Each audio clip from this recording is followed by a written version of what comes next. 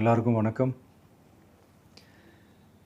இந்திய அரசியல் சாசனம் நம்ம தமிழ்நாட்டில் இருக்கிற எல்லாருக்குமே கொடுத்துருக்கிற உரிமையில் ரொம்ப ரொம்ப முக்கியமானது ஓட்டிங் ரைட், வாக்குரிமை. ஒரு மனுஷன் உயிரோடு இருக்கான்றதுக்கு அடையாளமாக இருக்கிறதுல அவனோட ஓட்டுரிமை ரொம்ப முக்கியம். அதனால தான் voting is not only our right but also our life. ஒரு முக்கியமான விஷயத்தை பற்றி இப்போ நான் உங்ககிட்ட ஷேர் பண்ண போகிறேன். இது நான் ஃபஸ்ட்டு கேள்விப்பட்ட உடனே எனக்கே ரொம்ப ஷாக்கிங்காக தான் இருந்தது. இப்போ நான் பேசிகிட்டு இருக்கிற இந்த நேரத்தில் தமிழ்நாட்டில் இருக்கிற நம்ம யாருக்குமே ஓட்டு போடுற உரிமையே இல்லைன்னு சொன்னால் நம்புவீங்களா? நான் நீங்கள் உட்பட யாருக்குமே அது இல்லை. நான் பயமுறுத்துறேன்னு நினைக்காதீங்க, அதுதான் நிஜமும் கூட. கொஞ்சம் ஏமாந்தால் நம்மளை மாதிரியே இன்னும் லட்சக்கணக்கான பேருக்கும் இதே நிலைமை தான். ஓட்டு போடுற அந்த உரிமையே இல்லாத மாதிரி ஒரு நிலைமை வந்தாலும் வரலாம். இதுக்கு மெயின் ரீசன் அந்த எஸ்ஐஆர், ஸ்பெஷல் இன்டென்சிவ் ரிவிஷன், சிறப்பு தீவிர திருத்தம். இப்போது இந்த எஸ்ஐஆர் நம்ம தமிழ்நாட்டில் எப்படி ஒர்க் ஆக போகுது? கடந்த ஜனவரி மாதம் எடுத்த அந்த கணக்கெடுப்பில் 6,36,00,000 வாக்காளர்கள் நம்ம தமிழ்நாட்டில் இருக்கிறாங்க. ஆனால் அவங்க யாருக்குமே இந்த ஓட்டு போடுற உரிமையே இல்லை. அந்த பிஎல்ஓன்னு சொல்லுவாங்க, பூத் லெவல் ஆஃபீஸர்ஸ், வாக்குச்சாவடி நிலை அலுவலர். அவங்க தான் வீடு வீடாக போய் அந்த ஃபார்மை கொடுப்பாங்க. அதை நம்ம ஃபில்அப் பண்ணி கொடுக்கணும். அதை தேர்தல் ஆணையம் அதை எடுத்துகிட்டு போய் அதை ஸ்க்ரூட்டினைஸ் பண்ணி அது எல்லாமே கரெக்டாக இருக்கான்னு செக் பண்ணி பார்த்ததுக்கப்புறம் அந்த வாக்காளர் பட்டியலை வெளியிடுவாங்க. அந்த வாக்காளர் பட்டியலில் நம்ம பேர் இருக்கணும், அப்போ தான் நம்மளால் ஓட்டு போட முடியும். அந்த புது பட்டியல் வர்ற வரைக்கும் நம்ம வாக்காளர்களான்றது அது உறுதியே செய்ய முடியாது. இன்கேஸ் அந்த புது பட்டியலில் நம்ம பேர் இல்லைன்னா அது ஒரு தனி ப்ராசஸ், அது ஒரு தனி ஃபார்ம், அது ஒரு தனி கிளைம்ன்ற மாதிரி அது ஒரு வேறு வேலை.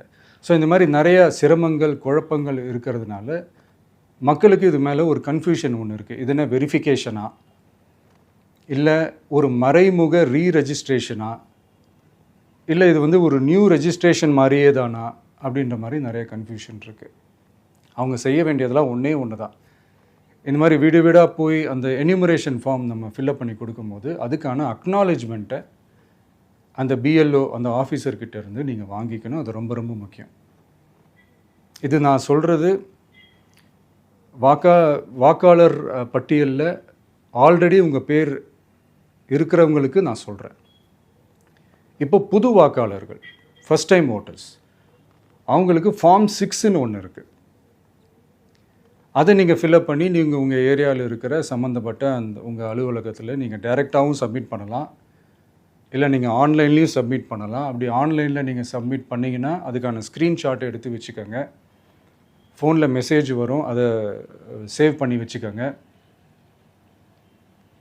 அப்ராடில் இருக்கிறவங்க கூட அந்த எஸ்ஏஆர் ஃபார்மை டவுன்லோட் பண்ணி நீங்கள் அதை ஃபில்அப் பண்ணி சப்மிட் பண்ணலாம். அதுக்கான அக்னாலேஜ்மெண்ட்டை வாங்கி வச்சுக்கோங்க. ரொம்ப முக்கியமாக உங்களோட பிஎல்ஓ அந்த ஆஃபீஸர் யாருன்னு தெரிஞ்சு வச்சுக்கோங்க. இந்த தேர்தல் ஆணையம் அந்த வெப்சைட்டில் போனீங்கன்னா அந்த பர்டிகுலர் பிஎல்ஓ ஆஃபீஸரோட ஃபோன் நம்பர் கூட நீங்கள் எடுத்து வச்சுக்கலாம். இன்கேஸ் உங்களை யாரும் ரீச் பண்ணலை இல்லை உங்களுக்கு அந்த ஃபார்ம் கிடைக்கல அப்படின்னா நீங்கள் அவரை காண்டாக்ட் பண்ணி அந்த ஃபார்மை வாங்கி நீங்கள் ஃபில்அப் பண்ணி நீங்கள் சப்மிட் பண்ணலாம். ரொம்ப முக்கியமாக அதுக்கான அக்னாலேஜ்மெண்ட்டை வாங்கி வச்சுக்கோங்க. இது எல்லாமே சரியாக செஞ்சாலும் இந்த எஸ்ஐஆர் மேலே சில டவுட்ஸ் இருக்குது. அது என்னென்னா, இந்த 6,36,00,000 வாக்காளர்களுக்கு ஒருத்தர் விடாமல் இந்த ஒரே மாதத்துக்குள்ளே எப்படி எல்லாருக்குமே அந்த ஃபார்ம் போய் ரீச் ஆகும்? ஒன்று. ரெண்டாவது, நீங்கள் வரும்போது வீட்டை பூட்டிட்டு வேலைக்கு போயிட்டு என்ன பண்ணுறது? இப்போ நீங்கள் வருவீங்கன்றதுக்காக வேலையெல்லாம் விட்டுட்டு வீட்டுக்குள்ளேயே உட்காந்துட்ருக்கணுமா? ஸோ இதில் மெயினாக பாதிக்கப்பட போகிறது உழைக்கிற மக்கள், ஏழைகள், வேலைக்கு போகிற பெண்கள். இவங்களுக்கு யார் கரெக்டான அந்த பதில் சொல்ல போகிறது? ஒரு நியாயமான எஸ்ஐஆர்னால் என்ன நடக்கணும்? இப்போது இறந்து போனவங்களை மார்க் பண்ணி அதுலேருந்து டிலீட் பண்ணணும். இப்போ போலி வாக்காளர்கள் இருந்தாங்கன்னா அவங்கள மார்க் பண்ணி டிலீட் பண்ணணும். இப்போ ஆல்ரெடி ஓட்டு இருக்கிறவங்களுக்கு எதுக்கு இந்த ரெஜிஸ்ட்ரேஷன் என்ற பேரில் இவ்வளவு குழப்பங்கள் அப்படின்றது தான் எங்கள் கேள்வி. இப்போ புதுசாக வர வாக்காளர்களையோ இல்லை ஓட்டு இல்லாதவங்களையோ சேர்த்தா பத்தாதா? இப்போ ரீசெண்டாக நடந்த இப்போ எலெக்ஷன் 2021, 24 எப்படி எல்லாருமே ஓட்டு போட்டோம்? அதில் ஓட்டு போட்டவங்க கூட இப்போ புதுசாக ரெஜிஸ்டர் பண்ணணுன்னா அது ஏன் அந்த கன்ஃபியூஷன் அப்படின்றதான் நாங்கள் கேட்குறோம். அதனால தான் நாங்கள் எஸ்ஐஆரை எதிர்க்கிறோம். இப்போ புதுசாக சில கம்ப்ளைண்ட்ஸ்லாம் வர ஆரம்பிக்குது. அது என்னென்னா முக்கியமாக நம்மளுடைய டிவிகே தோழர்களுக்கு அந்த ஃபார்ம் கிடைக்க மாட்டேங்குது, கொடுக்க மாட்டேன்றாங்க அப்படின்ற சில கம்ப்ளைண்ட்ஸ். இது யார் பண்ணுறாங்க அப்படின்றது நான் தான் சொல்லி தெரிய வேணும்னு ஒன்றும் அவசியம் இல்லை உங்களுக்கு. இப்போ இருக்கிற ஆட்சியாளர்கள் அவங்களுக்கு கைப்பாவையாக இருக்கக்கூடிய சில பேர் இதை செய்ய ஸ்டார்ட் பண்ணியிருக்கிறாங்க. அதனால் மைடியர் வர்ச்சுவல் வாரியர்ஸ், இதை சாதாரணமாக எடுத்துக்காதீங்க. இது எல்லாருக்குமே அந்த ஃபார்ம் போய் ரீச் ஆகணும். இதில் ரொம்ப உறுதியாக இருங்க. அதையும் மீறி உங்களுக்கு அந்த ஃபார்ம் கிடைக்கலன்னா இருக்கவே இருக்கும் ஆன்லைன். தேர்தல் ஆணையம் அந்த வெப்சைட்டில் போய் அந்த ஃபார்மை டவுன்லோட் பண்ணி நீங்கள் ஃபில்அப் பண்ணி சப்மிட் பண்ணலாம். உங்கள் வீட்டில் இருக்கிறவங்களுக்கு நீங்கள் செஞ்சு கொடுங்க, பக்கத்து வீட்டில் இருக்கிறவங்களுக்கு செஞ்சு கொடுங்க, தெரிஞ்சவங்களுக்கு, தெரியாதவங்களுக்கு, பழகினவங்களுக்கு, பழகாதவங்களுக்கு எல்லாருக்குமே நீங்கள் தயவு செஞ்சு கொடுங்க. அண்ட் ரொம்ப முக்கியமாக நம்ம ஜென்சி கிட்ஸ், நம்ம ஃபஸ்ட் டைம் ஓட்டர்ஸ், நம்ம புது வாக்காளர்கள், நம்ம நண்பா நண்பிகள், அவங்க ரொம்ப கேர்ஃபுல்லாக இருக்கணும். நான் ஆல்ரெடி சொன்ன மாதிரி உங்களுக்கான ஃபார்ம், அந்த ஃபார்ம் நம்பர் 6, அதை கரெக்டான டீட்டெயில்ஸோட கரெக்டான உங்கள் டாக்குமெண்ட்ஸை வச்சு அதை சப்மிட் பண்ணுங்கள். ஏன்னா வரப்போகிற தேர்தலில் நீங்கள் தான், அந்த ஜென்சி வாக்காளர்கள் தான் மிக முக்கியமான ஒரு ஃபோர்ஸ் அப்படின்றது எல்லாருக்குமே தெரிஞ்ச ஒரு விஷயம். அதனால் உங்களை டிஸ்டர்ப் பண்ணுறதுக்கு, உங்கள் பேரை அதில் இன்க்ளூட் பண்ணாமல் செய்கிறதுக்கு என்னென்ன வேலைகள் செய்யணுமோ, என்னென்ன தில்லுமுள்ளு வேலைகள் செய்யணுமோ எல்லாமே அவங்க செய்வாங்க.